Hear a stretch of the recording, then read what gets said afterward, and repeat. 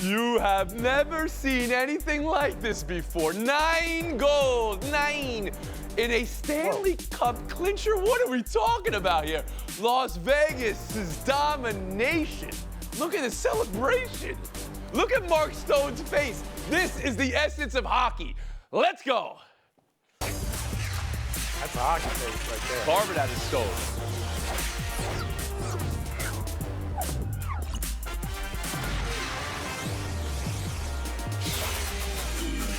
As far as walk-off domination, ending a season, ending a run, this is rarefied air in sports to score 9 and lift the cup. Here's what came to mind for me. Secretariat in the Belmont. You don't just win, you shut it down and announce your magnificence with perfection. Vegas was moving like an incredible machine the entirety of this game. The fans didn't even know what to do when it was 6 and 7 and 8. It's like, all right, we won. You can't cheer for 3 hours straight, can you? They tried. And what Vegas did to the Panthers, and what Vegas did to this whole league, this postseason scoring a goal. And here's the list, what Vegas did to sports since their inception. The list of quickest from expansion to title. That's where Vegas is right now. Tim Kalishaw, around the horn to you to get this done in 6 years. In that dominant fashion. What level of grade are we talking about here with the Vegas Golden Knights? I think it's an entirely different level of grade. I mean, you can look across the way and see the Denver Nuggets. They didn't lose as many games. They lost fewer games than Vegas did. Vegas had some trouble in the second round, but then they started steamrolling people. They beat Dallas in the elimination game by 6. They won the Stanley Cup by 6. To be able to lift this trophy, Tony, after just 6 years, is a remarkable thing for a team to be able to do. So can we get you a bigger Their trophy cup? is even, I understand, it's a different trophy. Crazy. But to see Mark Stone get that hat trick on his third try with the end-to-end shot there to keep him, to put it away. Well, it had already been put away by then. Jonathan Marchessault wins the Conn Smythe Trophy. He was an expansion pick from the Florida Panthers. Maybe Florida needs to rethink the players they gave away. They made those kind of moves all over the place. That's why they were in the Cup finals in the first year. They've been a really good team for 6 years, and now they're a great team. Mina Kimes. How do you even begin to put it together? They go from expansion to title in 6 years. Yeah, I mean, they dominated last night in the same way. They've dominated throughout the series. The offensive firepower was unrelenting. But I think you hit on how they'll be remembered, which is not so much for that dominance, but the speed at which they arrived at the dominance. And people can point to the changing rules for the expansion draft. Obviously, it was easier for them than some other teams. Tim alluded to them acquiring Marchessault from the Panthers, of course, which was a mistake. But they also made a lot of bold moves in the intervening years that had nothing to do with those changing rules. Trading for Mark Stone, who had the hat trick. Trading for Jack Eichel, who, of course, was injured and was so important in these playoffs. I think they deserve a ton of credit, and I'm honestly thrilled for the fan base. As we talk about how successful this team became so quickly, they also grew that fan base really quickly in Vegas, which some people said couldn't be done. Martenzie Johnson, welcome back around the horn, and we get you right here to talk about a run we haven't seen really in the last 20 years or so in sports, a championship in just 6 years. Yeah, I just want to point out that that graphic before we started talking said that the fastest team to do this in all of sports was the Milwaukee Bucks. So let all of America know that. Milwaukee's finest, Martenzie Johnson. I'll give you credit for something long before you were born, by the way. Go ahead, please. Yeah, it doesn't matter. But yes, it is impressive. This is the quickest that an NHL team has done this in 40 years. The Oilers in '83. Again, Stone, like Kalishaw pointed out, the hat trick, the 9 points in a game clincher was the most in the Stanley Cup ever. It's all impressive. I will put it at 9. Let's just say 9, just how many points they scored. But what takes it to a 10 is that 5 years ago, the owner of the team, Bill Foley, said, we're going to do this in 6 years. And they did it. And he called a shot. And I appreciate that. I've seen that video going around. He did it at a winery, which he's also a vintner, all right? And he had it absolutely nailed. That's true. Incredible rich guy move. It really is, but so is owning a professional sports team. Harry Lyles Jr., I turn to you now, and on what just happened. It's all-time greatness and impressive greatness and greatness that if you are a team that is going to be having a new franchise. They've been talking about it here in Atlanta. You just saw the blueprint. They made the playoffs 5 out of 6 years. They missed the postseason last year, won it this year. And we talk about their dominance this postseason. I was on the show May 9th when we were asking the question, hey, are they going to be able to sustain this success because of the injury to Laurent Brossoit? And Aiden Hill showed that, yes, they are going to sustain that success. And they did that. You showed it early last night. He had that immaculate save, and then Mark Stone immediately scored the first of his 3 goals. To me, this run was just really impressive, not just because of the quickness in which they did it, but also that dominance. And now you've got a franchise in Las Vegas, a place where a lot of people acted even just 5 years ago that it would be absolutely insane to have a franchise in any sport there. Now you have a franchise with staying power in one of the major sports in North America. Aces, champions of the WNBA, and now the Golden Knights, champions of the NHL. 16 wins to win a title, right? 13 of those games, they scored 4 goals or more. And there were games in 6 and 7 and now 9. Tim Cowlishaw, though, I want to make, you've covered the sports for the last 4 decades, about the 6 years to win. You've seen it before. You've seen it some quicker. The Diamondbacks were on that list we showed, the Ravens. You mentioned the Oilers, Martenzi. I just want to say, they were in the WHA before they joined the NHL, so that's kind of an asterisk. Go ahead, Tim, on the history. Yeah, I don't think a team coming in with Wayne Gretzky and Messier and all that is really an expansion team. Really, it was just Martenzi's Milwaukee Bucks who won a coin flip and got Kareem Abdul-Jabbar. So they sustained greatness. Most of those other teams, they had a win or they got it somehow, like the Diamondbacks, and then they disappeared. This is already the 4th trip to the conference finals in 6 years. They've been the first or second or third best team in the West since they hit the ground. Well, the way they were outside the rink and inside the rink, again, it's hard to cheer for 3.5 hours straight, but outside the rink, I mean, that's a party. This parade is going to be one for the ages. We'll move on. The latest from Buffalo today, Stefon Diggs at the team's mandatory camp and on the practice field. Last night, his post on social media, I'd just be letting people cap. If them lies help you sleep better, tell them, big dog. Tim, capping is lying, so just so you're clear on that. Okay. Yes, okay.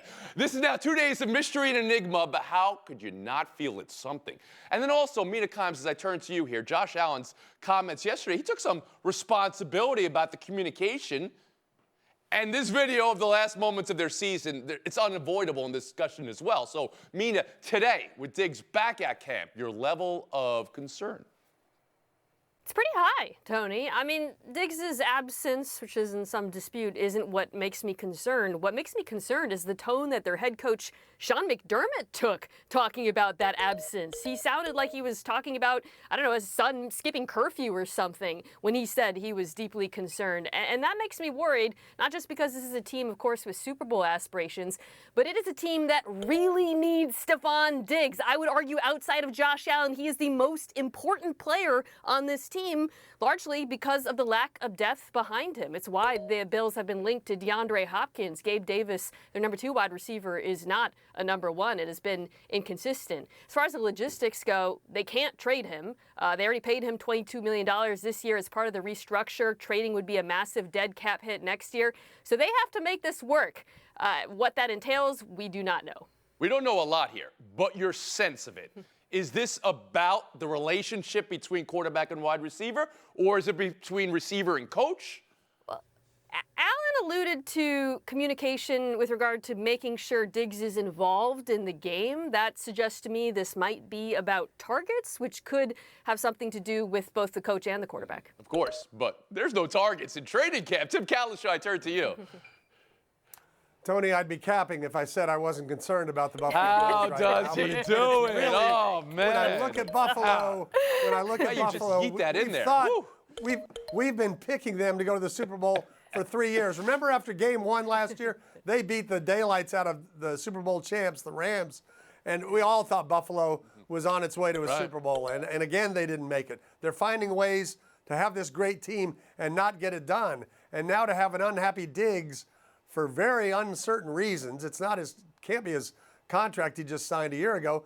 That sounds a lot like Minnesota when he became very unhappy there and ended up in Buffalo. So you don't want that. Their receiver depth, their receiver quality falls off drastically after Diggs. So you've got to fix this, whatever Harry, it takes. seeing Stephon Diggs at practice today, are you at least leaning towards maybe this is going to just go away, or you think it's something? Well, first, I'm more concerned with the fact that Tim Kalishaw has now used the term capping before I have on the show. I mean, But I think there is definitely concern here. Look, like Sean McDermott said, he's very concerned. Von Miller said it's not that serious. I think it's more so somewhere in the middle. It's definitely not nothing. I think what Josh Allen was talking about is a lot closer to the crux of this issue than anything else, because to me it feels like we're still seeing the extension of Brian Daboll's absence. I actually called and talked to Harry Douglas, former Falcons wide receiver, our colleague, about this today, and I was like, hey, like, put me in this guy's mind. Like, where is he at? And, you know, he played with Julio.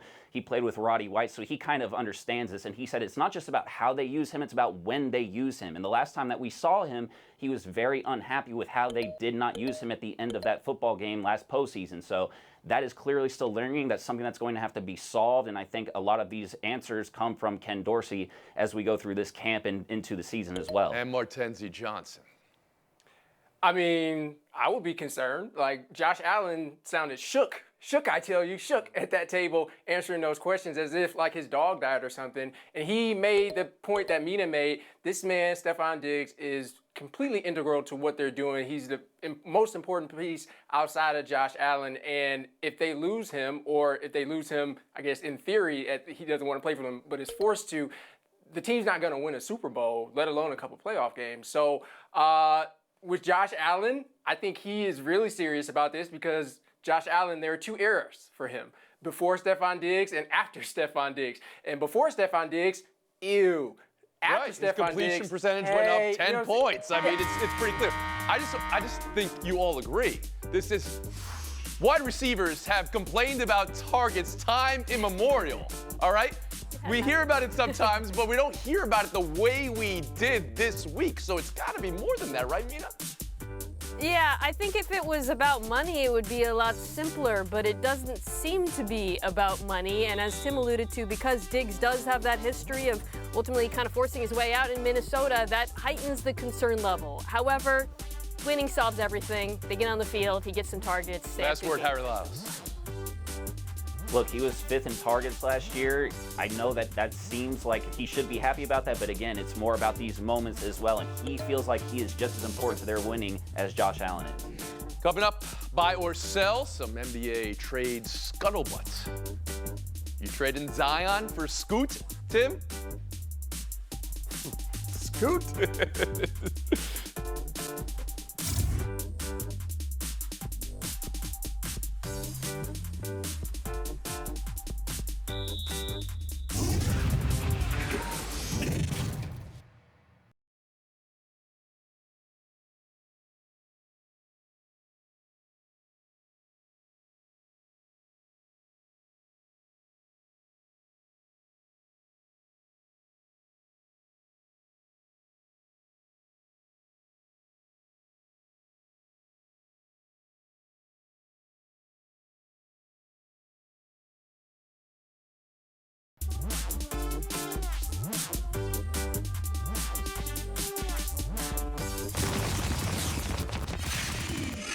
Could the New Orleans Pelicans be considering trading Zion Williamson and moving up in the draft? And could it be to take Scoot Henderson? It's a Shams Charania report. A Zion for a Scoot. Tim Kalishaw, you know how this game works. Well, actually, let's rename it. Cap or no cap? Should New Orleans trade Zion for Scoot? First of all, I don't think Scoot Henderson's a real person. We've never had a Scoot in the NBA or in baseball or anything else that I can think of. I'm not even sure that's legit. But secondly, I honestly don't think they should trade him, because I think his value is so minimal right now to other teams. A max contract guy, you don't know about his off-the-court habits, and getting on the court has been a big problem for him. So you're going to trade him for 30 or 40 cents on the dollar? I think you're better off just trying to get him where he was last January before the most recent injury. Harry Lyles Jr., should they be considering moving up to 2 or 3 and parting ways with their former number 1? Yes, as somebody that has actually been the biggest Zion Williamson defender on this show, if you have an opportunity to get a guy like Scoot Henderson and Tim Kalishaw, I highly suggest you buy into the name science where if your name is a verb, you're honestly just a better athlete as a starting point. But yes, look, not only is he a great athlete, if you can somehow manage to get Zion off your hands, even though I still think that there's potential there, I think that you take the risk because Zion, Brandon Ingram, and CJ McCollum are going to be really costly to you. This new collective bargaining agreement is not very friendly. Okay. So if you could get younger and pay less money, do it. So you are buying into this. It's time to end the Zion, well, what was going to be a revolution in New Orleans at this point. Martenzie Johnson, where are you? Are you with Tim or are you with Harry here? To start, Tony, I'm no snitch, but neither Harry nor Tim said cap or no cap. So I'll be the first one to say it. This is cap for me, and I'll just use the box analogy. On one hand, you have this known commodity in Zion Williamson, for better or for worse. He is one of the most dominant players in the league when he plays. Now, granted, he's missed 63% of the games that he could have possibly played in, but regardless, you know who Zion Williamson is. On the other hand, you have this box. Scoot Henderson could be anything. He could be good, he could be bad, he could be indifferent. And so I'll go with the known commodity, and you gotta go with All Zion. right. While you're making your argument, and you mentioned he's missed 63% of the games, you know that hurts your argument just a little bit there, Martenzie. Mina Kimes, now to you. Well, I'm going to drill in on that phrase, known quantity, because you're right, Martenzie. We know how good he is when he's healthy. We know they were the 3 seed before he went out in New Orleans. We know how well he fits in that team. What we don't know, and what I would argue the Pels know, is how committed he is to the rehab process. And to me, that should determine whether or not they're willing to move on from him. Because if he's fully committed, you stick with him. If not, I would seriously consider a trade. Another NBA rumor, Washington Wizards may be ready to move on from Bradley Beal. Let's talk about that. Multiple reports here suggesting this is where it's heading. Beal is due a small kingdom in salary in the upcoming seasons. Make the argument, should the Wizards do this? And what's the best landing spot for Beal? Johnson, go. Well, if you want to pay $60 million for a player and he not get you out of the second round of the playoffs, then by all means, keep Bradley Beal. But it's been the same old story for this team for the last 5 years. I think it's run its course. It pains me to say this. It personally pains me to say this, but he should probably go to the Miami Heat. They clearly, from what we just saw in the playoffs, they need a second scorer. He's not the playmaker that you want your star player to be, but he doesn't have to be the star player here. Jimmy Butler is. Harry Lyles Jr. After fighting the urge of obviously him going to the Lakers for nothing, I think a great place for him could actually be Memphis, where a trade would actually be able to work. Maybe they throw Desmond Bane in there, some other picks, and then you get somebody who's been in the league for a while. He's a veteran. He can help lead a younger team to perhaps reach the potential that we saw in them a couple of years ago. So I kind of like the idea of Memphis. Beal on Beal Street then, huh? Kalishaw, how about you?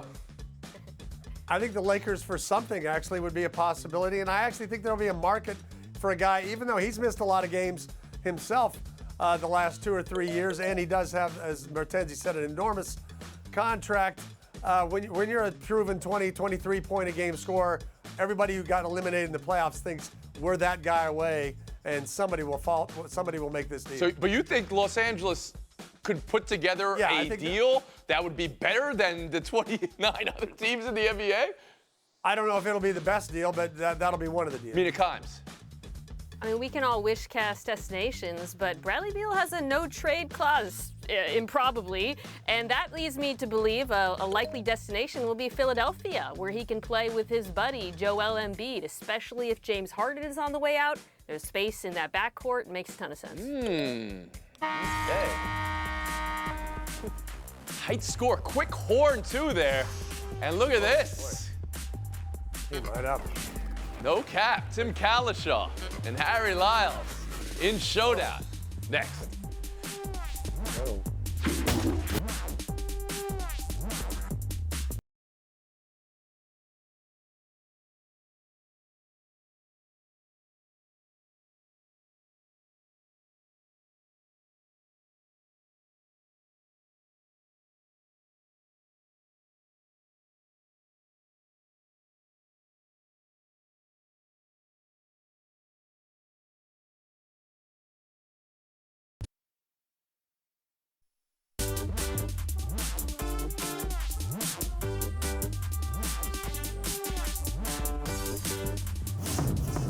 The Oakland A's, 7 straight wins now. That's one story. Nevada moving along with ballpark and courting. That's another story. But last night, the much-planned reverse boycott, where fans of the A's in Oakland came to demonstrate their passion and that this wasn't a fan issue, it's a team issue. 27,759 showed up. 59% occupancy. Tim Kalishaw, how effective was the reverse boycott last night? Oh, I don't think it was as effective as they wanted it to be. First of all, Las Vegas pretty much summed it up during the day that it looks like they're going to end up getting the team. But 27,000 is not a special attendance in baseball. That's average for half the league. Harold Lyles Jr. It definitely wasn't as many people as they would have wanted to, but that is kind of an effect of this ownership and how much they've tanked this thing since 2019. I think it is effective in the sense that the people that showed up there really wanted ownership to know how much they think that they stink, and they did accomplish that. Point. Tim Kalishaw, showdown 2. Is this rock bottom for the New York Mets? Not just their 9th loss in 10 games, but also losing to the Yankees at home, and Scherzer getting tagged again, and another pitcher getting thrown out for sticky stuff. Tonight, Justin Verlander's chance to get it right. Could tonight, June 14th, be a must-something for the New York Mets, Harry? They must not lose as much as they've been losing. Yeah, the Braves are looking down at them, and they are much closer to looking like last place in the NL East than first, and they're spending more money than absolutely anybody. Yeah, this is pretty musty to me. Hard to believe the Mets are turning into the Mets again. They won 100 games last year. They had a Justin Verlander. How can this team not even be a 500 team? 5-1 lead on the Yankees. Scherzer falls apart. So It's a must-something? crazy. Is it a must-win for Verlander? A must-win for Buck Showalter? What are we talking? They're just a musty team right now. They're just a musty. I go to you for my musty. But Tim Kalishaw. Cap. No cap. Face time. Thank you, Tony. It's time for a little College World Series preview. I know with the NBA and NHL finishing, you think sports is dead for a while. Forget about it. This week you've got Oral Roberts, which was a 4 seed in the first round. They're in the College World Series. That's the equivalent of a 13 to 16 seed in the NCAA tournament, making the Elite 8. So watch out for Oral Roberts. They're a fun team. And then Wake Forest, #1 seed in the country. It's their first trip to Omaha since they won it in 1955. Where have they been all these years? 69 years ago they went there. Now they're winning. Good job with the math. Very quick there. I think Tim was showing off his math skills. We'll see you tomorrow.